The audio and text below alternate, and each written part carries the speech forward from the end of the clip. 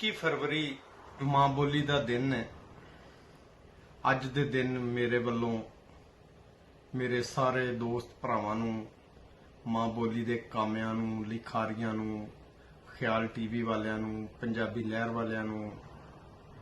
सारे सुनन वालियां नूं बहुत बहुत बधाइयां और शुभ कामनावां। और जेड़े मेरे मित्र भरा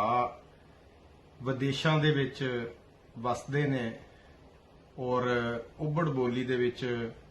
अपनी मां बोली दा प्रचार करते ने, उन्हां नूं बहुत बहुत धन्यवाद और बहुत बहुत बधाइयां।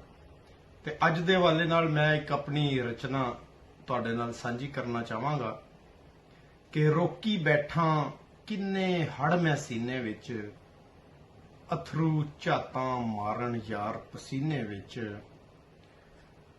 तू कुछ खटिया ए ते मैनू यार विखा, मैं तां कुछ नहीं खटिया इश्क कमीने विच, मेरी रूह दा पैंडा शायद मुहर्रम है, साजे मुक जाण मेरे इस महीने विच, मेरी मन्ने प्यार पनीरी गड्डी चा, सड़ जांदे ने लोकी अपने कीने विच, ते केड़े देसों लभदा फिरना है चलिया, केड़े देसों लभदा फिरना है चलिया,